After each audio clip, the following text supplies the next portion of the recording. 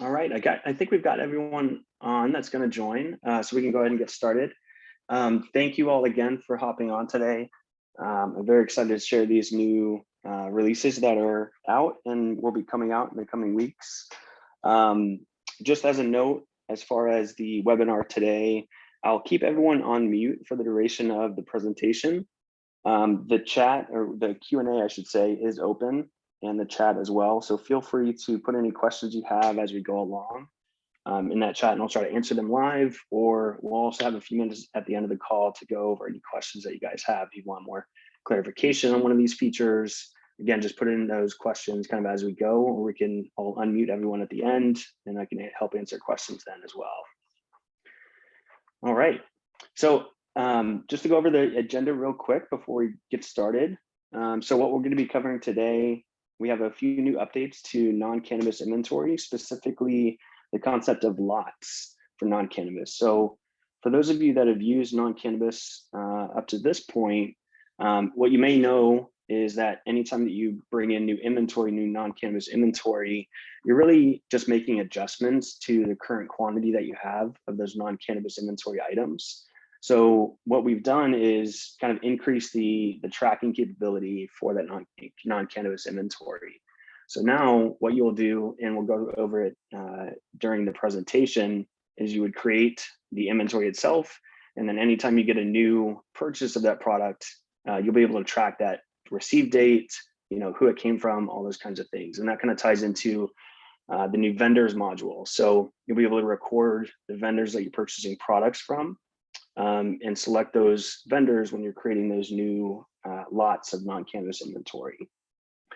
In addition, we've released the Storefront, and that's our customer-facing storefront that you can use. You can give access to your customers, and it's going to be a live preview of your inventory that can be purchased. So that includes images, descriptions, things like that, and they can place orders directly from that customer-facing module, and those will come in as sales orders into Canix. So we'll go over that new feature, and then we'll also touch on our new Parlor integration. So this is a better way to receive feedback from our customers, and that's especially important for new features such as Storefront, which are still being iterated on. So super important to go over that. We'll touch on kind of what that piece looks like. It also includes announcements, feedback tracking,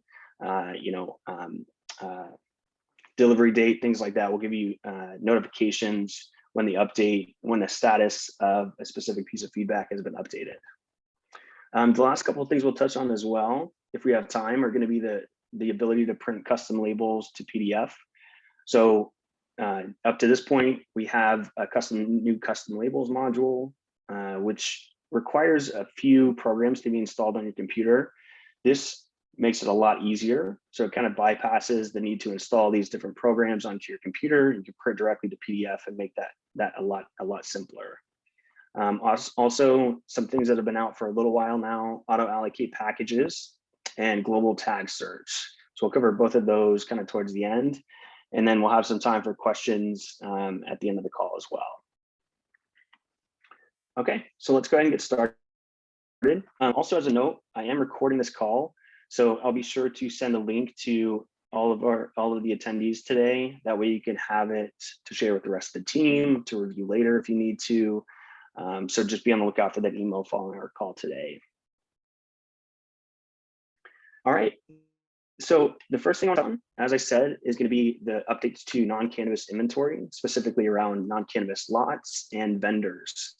So we're going to start here in vendors and basically create a vendor first, or show you how to create a vendor, and then go into the non-cannabis inventory module itself and kind of show you the updates there. And one thing I do want to point out here as well, so these active vendors and the kind of lots, the non-cannabis inventory lots, that concept is going to tie into our purchase orders as well, which is going to be released in the coming weeks. I don't have anything to show on that today, but be sure to, I'll send out an email a couple weeks from now. I do these new features webinars every 2 weeks, and we should have something to show by that time. So be sure to register for that. That way you can see kind of that purchase orders module and what that looks like. Cool. So active vendors. So I'm in facility data and vendors, you can see we have a new submodule here, vendors. And it's very similar to setting up a customer for those of you that have used the sales module. Very similar concept. We're just creating the vendor, right, with their specific information. So you can see I've got a few here set up already. If I click create vendor, you can see pretty much the same information that you would enter when creating a new customer. So you want the vendor name or their DBA, a vendor ID, which could be, an internal ID that you use to identify who this vendor is, just for, reporting and tracking purposes. And obviously contact name, phone number, all this other necessary information, addresses. In addition, you can also enter the minimum lead time. So this is important, especially for non-cannabis products. If you have a vendor that you purchase from that also works with other cannabis companies or just other companies in general, they may have a lead time that you're familiar with. That way you have an idea of, when you need to order a product. And for those of you that know kind of how the non-cannabis module works, that kind of ties into that par level that you can set with the non-cannabis inventory. So, internally you can decide, okay, this is our par level. Once it gets to this point, this is when we need to reorder. And then you would also consider at this point, what the lead time is for your vendor. So definitely different pieces of information to kind of take into consideration when ordering non-cannabis inventory.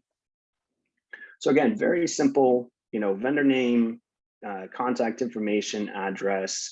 I've got a few set up here already. And so from here, once you have those vendors set up, we can now go into our non-cannabis inventory here. And I'll show you what these lots look like. So the new concept of lots in non-cannabis inventory. So as you can see in my demo account here, I've got a few items set up already. So the way that the lots work at this point is you have your products here, your non-cannabis inventory, along with their available quantity, the par levels, things like that. Let's go ahead and create a new product here. And I can kind of show you what I'm talking about. So for instance, the name could be, let's say 8th jars as an example. So that's a general product. With this new introduction of lots and vendors, maybe you would input, the vendor that you're purchasing it from in the name. It really depends on how you want to track it. Similar to the way that cannabis items are set up, be descriptive as possible if you can. Then we'll have the SKU number. So let's just put in 0420 here. Product categories optional, location. This is a new feature that you guys may not know about as well. This was recently released. So this works in the same way that tracking cannabis items works. You have specific locations set up for your non-cannabis. You can select those from the drop down here. Again, just to give you more granularity, more tracking capabilities for your non-cannabis inventory. And then of course you have the par level, which if you all are not familiar with, you set a par level, and anytime the quantity of your non-cannabis inventory gets close to that number or reaches that number, you can see here below here, I've got this 8,000 that's turned yellow. That means I'm getting close to the par level that has been set previously. So again, this kind of ties into that new lead time feature that's tied to the vendors. It's important to kind of take those things into consideration, and Canix is just trying to make those pieces of information visible and obvious. So you're getting low on product. Let's check the lead time on the vendor. Okay, it's time to order that product.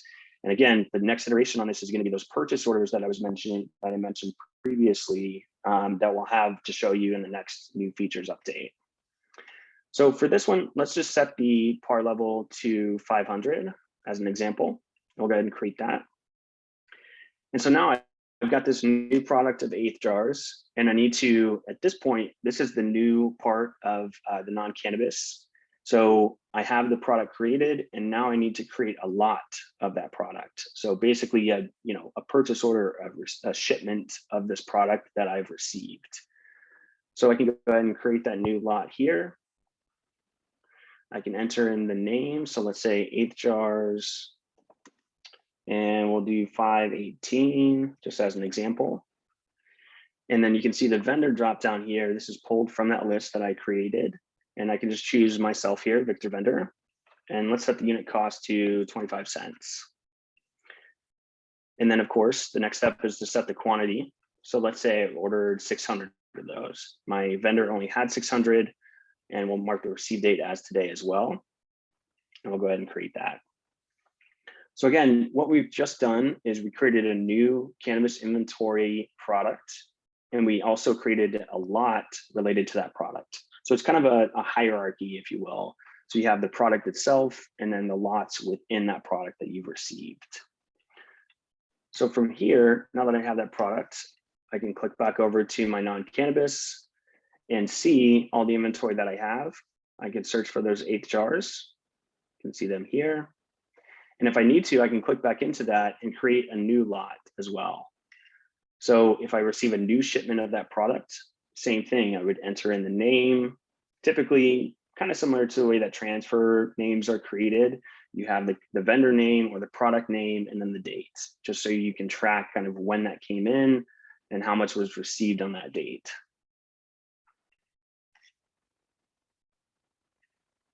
All right. So again, and taking into account that par level as well, you can see here, oh, this is my 8 jars. I clicked on the wrong one a second ago, but you can see here at the bottom, I've got my 8 jars here, my SKU number, and then you can see because I'm close to that par level, that par has updated, that color has updated because I can see that my quantity is close to that par level. So maybe it's time to order, depending again on the lead time that's been set for that specific vendor. All right. So before we move on, I do want to reiterate, this piece is going to tie into that purchase orders function I mentioned, and we'll have something to show on my next webinar. We'll go through the process of creating a new purchase order, which will then again tie into this non-cannabis inventory along with those vendors that we've created. All right. Okay, so on to the next subject here. So as some of you may know, you may have already been part of our beta program for our live inventory, aka Storefront. And that's what I'm going to show you today. So this has recently been released to all of our customers. So everybody on the call, you should have access to listing management and to the shop under your inventory module. So let me click over here into my other demo account. So you'll find that under, again, inventory and shop or listing management. So we'll start here in listing management. And actually one thing I do want to touch on here real quick. This list is actually generated from our active packages and items, or I should say packages of product that have been marked as available. So in the case of, products that have come in that have not been tested, right? Maybe you're a distributor or a processor, you've brought in bulk flower, it's not been tested yet or hasn't been packaged to its final, final finished product, finished packaging. You can manually update the availability of that product. And you can also set it to where, depending on the test results, or I'm sorry, the test status that had been synced from Metric, Canix can automatically mark a product that has been marked as test passed automatically to mark it as available. So again, you can do that manually, or you can set in my settings, you can set it to anything that comes in as test passed will automatically be marked as available, or you can leave that setting off and just do it kind of manually. So if you're doing it manually, you can just select as many of these products as you want. As you can see here, I've got a marked available column. You can see everything that's been marked available. But again, if I have things that I want to mark available manually, I can select those, go to actions, and then toggle availability. And again, that's going to be the trigger to populate those products into our listing management page here. So this listing management page, again, is not necessarily reflective of all of your active inventory. It's just what is going to be displayed in your company's, your platform's online shop, online storefront. So within each of these, you can see it's very basic right now. We have the display name, what the name of the product looks like to the customer, and then what item it's tied to. So these can be independent of each other. Obviously, you may have internal kind of naming conventions that you use, and you don't necessarily want those to translate to your customers. So you may update those. So if I click into, let's say this GR Gelato, for instance, I can see that I have the opportunity to update the display name, and then also input the description. So this description is what your customer is going to see.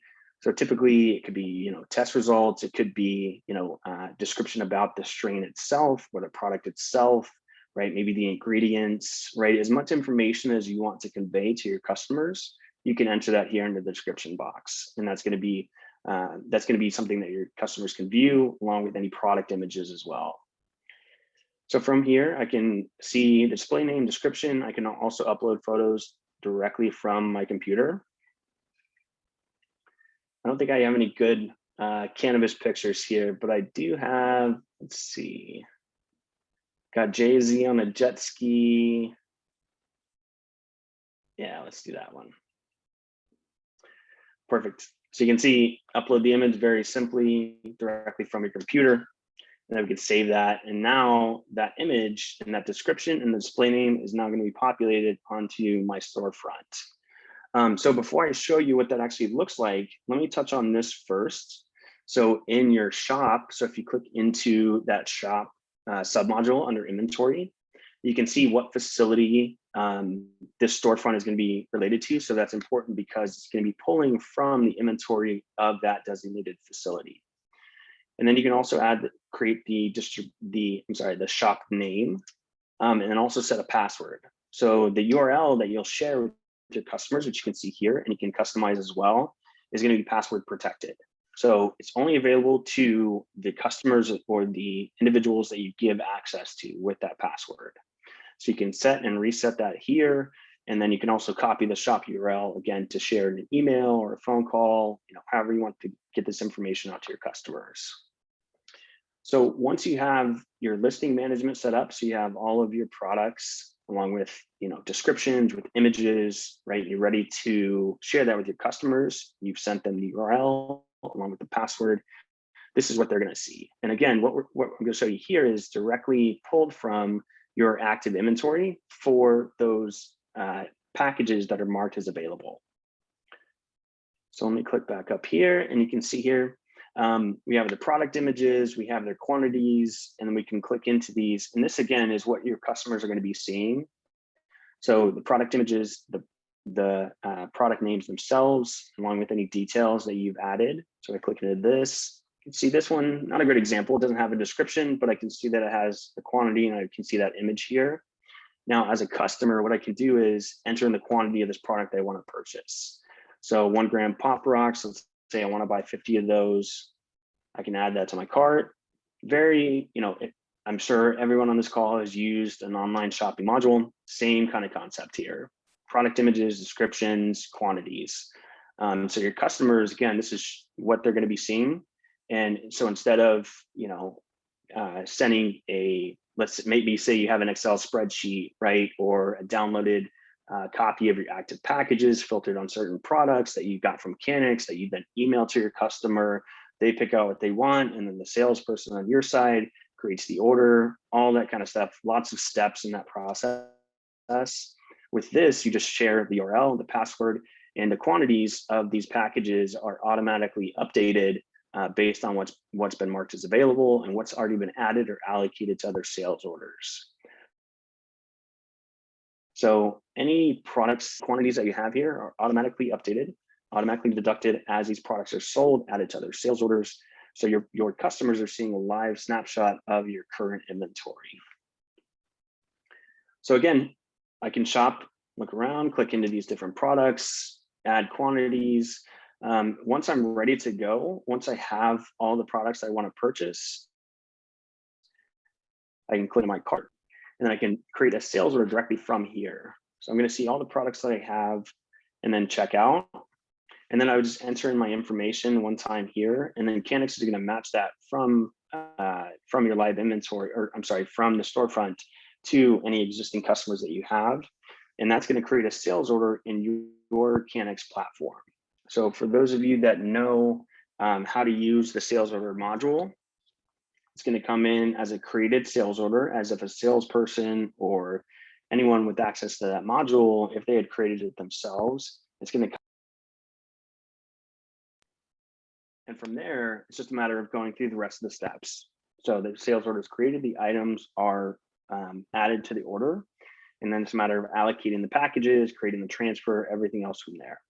But this step we're going through now, this is what the customers are doing. Here's what I want as a customer. And then it's sent to you guys and you finish out the steps from there. All right.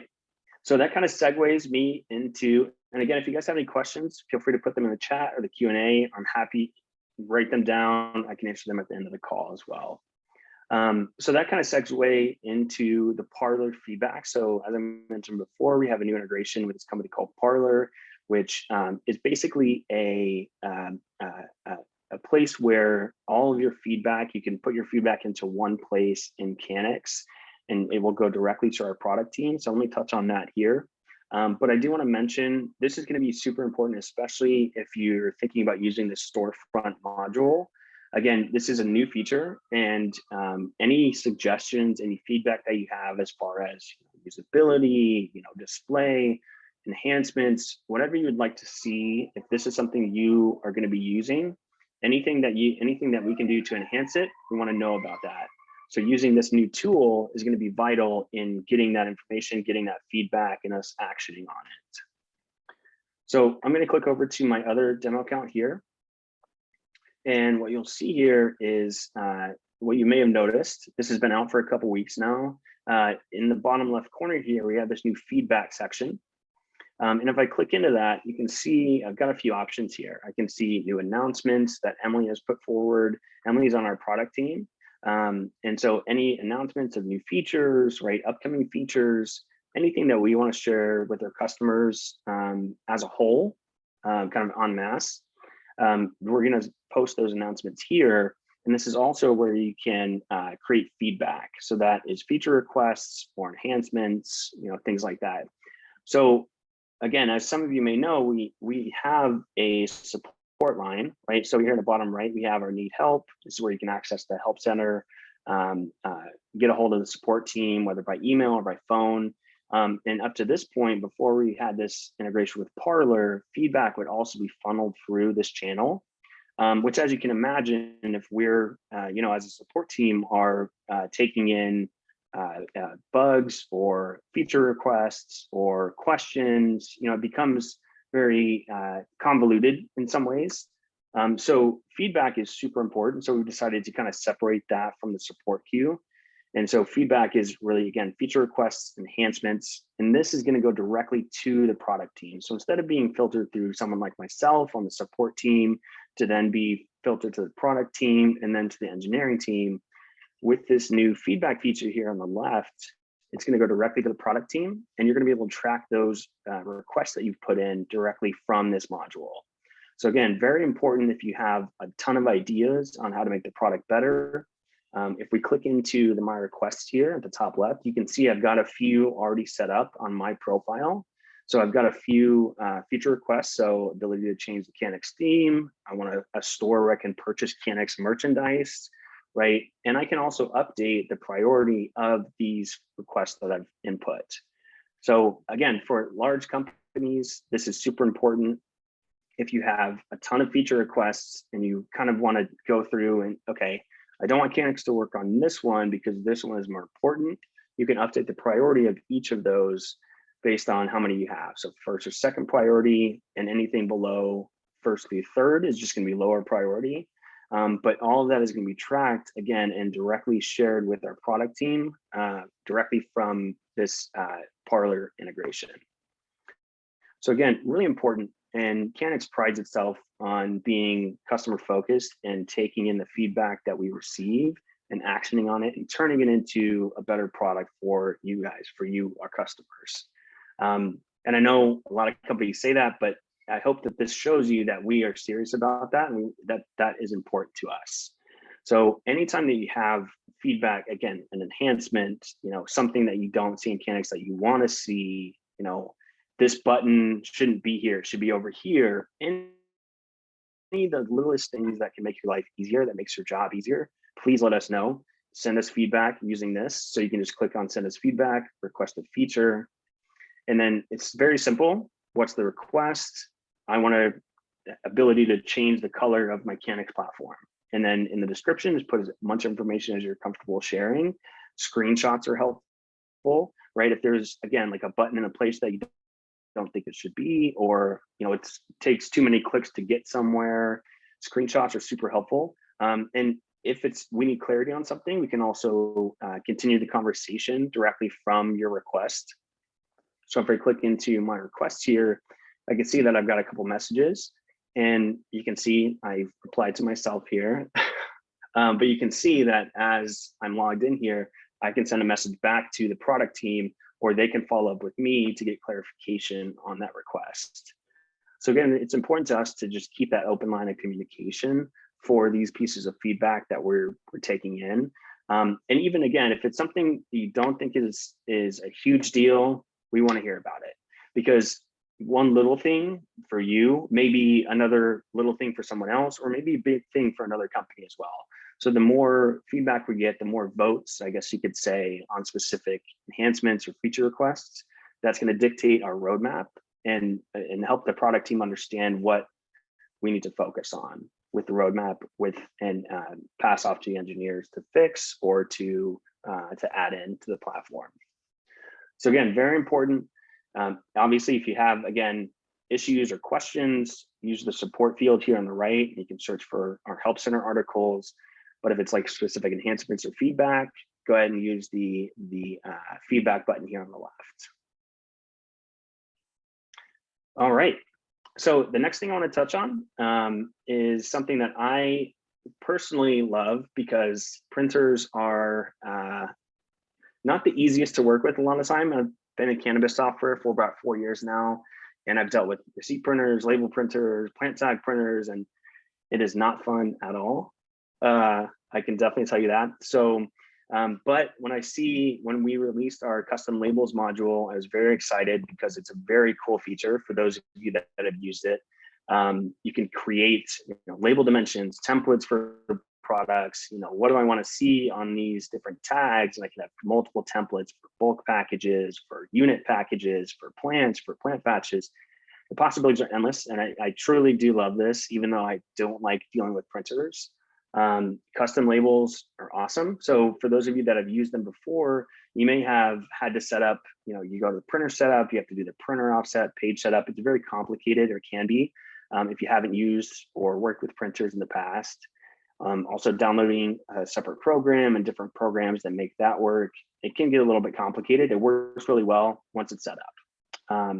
But to make that entire process easier and to kind of bypass that entire setup, what we've added is the ability to print to PDF. So very simple. And the way that this works is you just enter in a tag number here. Let's see if I can find one. Tag type, let's change that to package. Oops.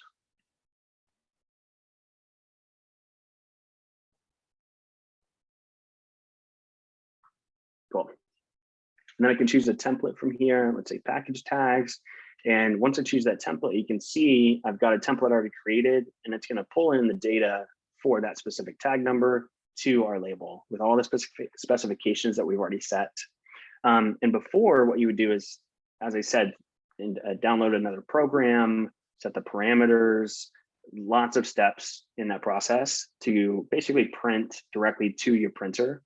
What the print to PDF does is it kind of bypasses that, and all we do is generate a PDF of that label itself, and then from here you just use your print dialog directly from your computer. And this can be done with multiple labels. I'm doing this example one at a time, but this can be multiple labels at the same time. And then from here, it's just a matter of selecting print, selecting the printer that you want to print to, and that would be your Dymo, your Zebra, whatever label printer that you're using. And you can print directly to there. And again, what we've seen is with that introduction to custom labels, with the QZ tray and all that, there are a couple printers that don't work well, or sometimes don't work at all. So this print to PDF opens up any printer that you can print to, basically. So it makes us a lot more hardware agnostic as you were. So again, printing to PDF, just a couple button clicks, you can print off multiples of the same tag or multiples of different tags. You can go up in sequence, print everything from 441 to 445. same copies, if I can enter multiple copies, and all that's gonna translate into those PDFs directly to your print dialog of your computer. So again, it makes the process a lot simpler when it comes to printing labels.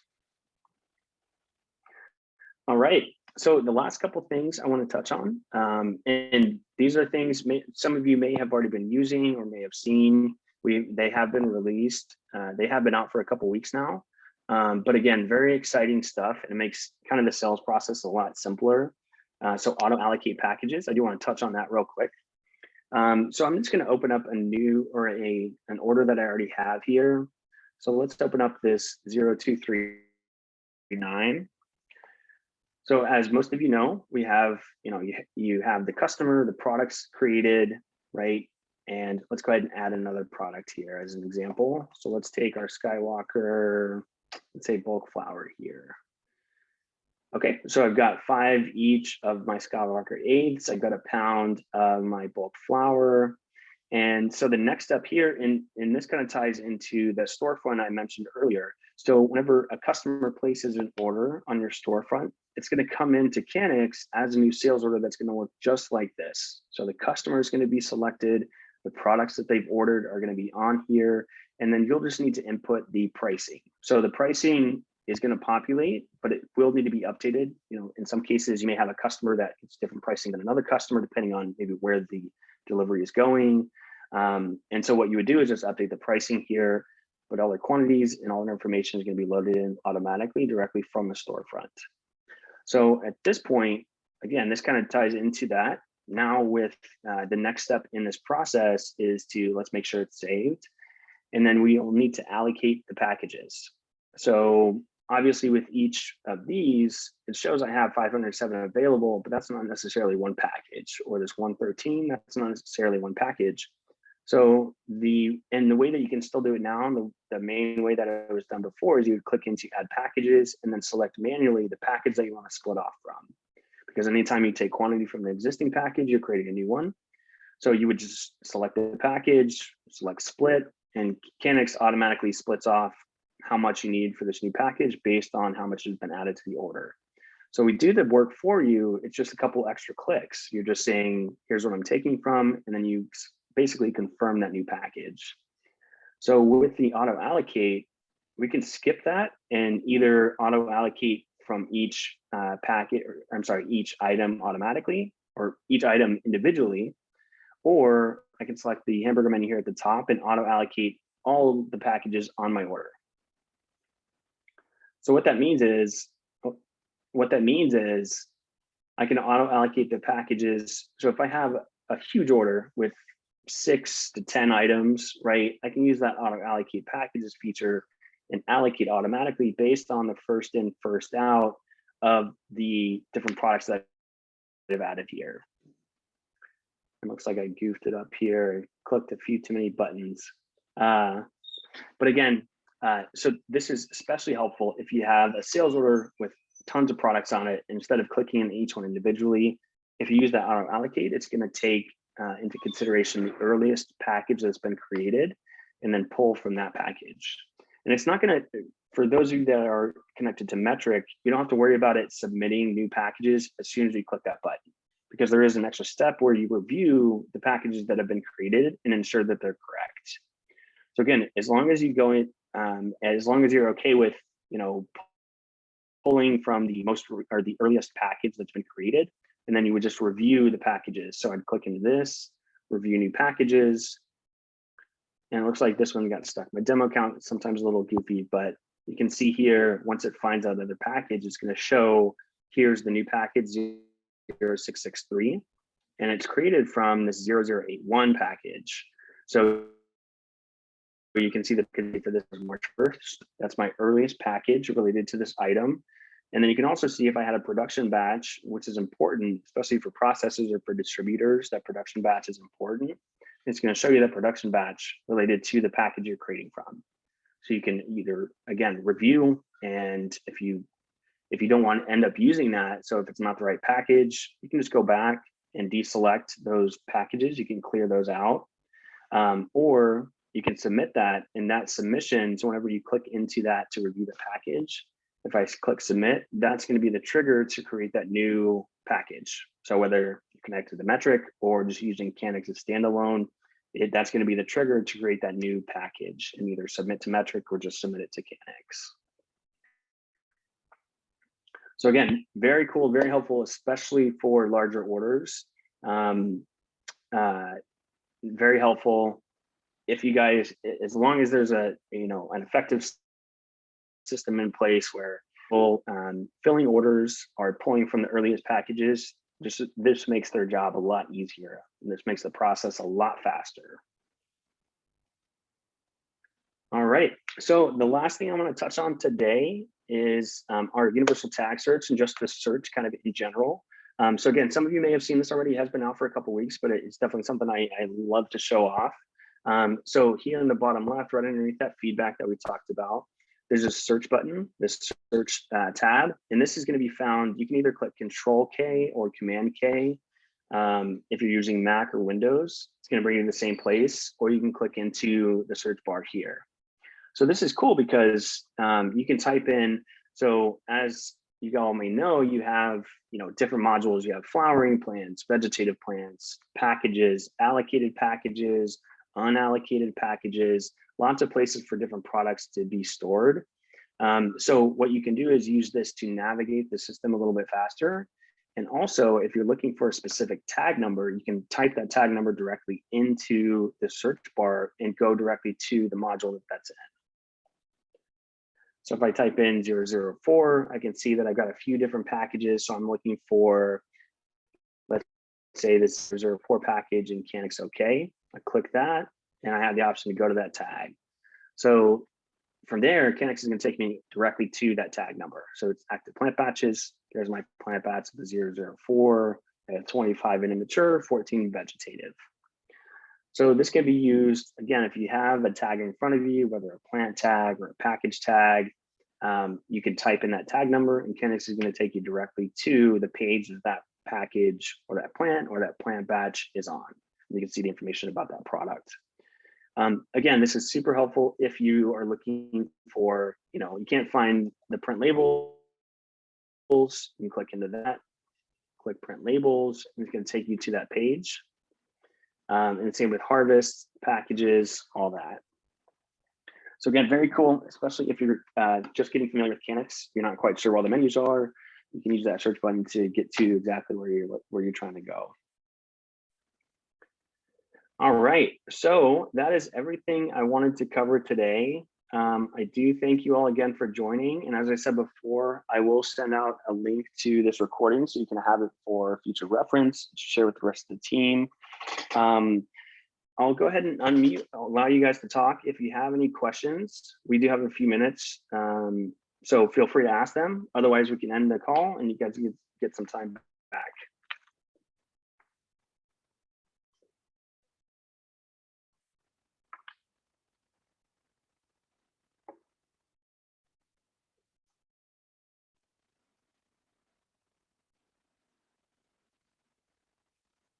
Okay, if there's not any questions, we'll go ahead and end it there. Again, give you guys some time back right around lunchtime. So like I said, I'll share the link to this call. Feel free to share it with the rest of the team, review it later for reference. And also just look out for that email in a couple of weeks. I'll send out, we're very excited to share the purchase orders module. We'll have a few other updates as well to share. So be sure to register and we'll see you guys next time. Thanks again for hopping on today.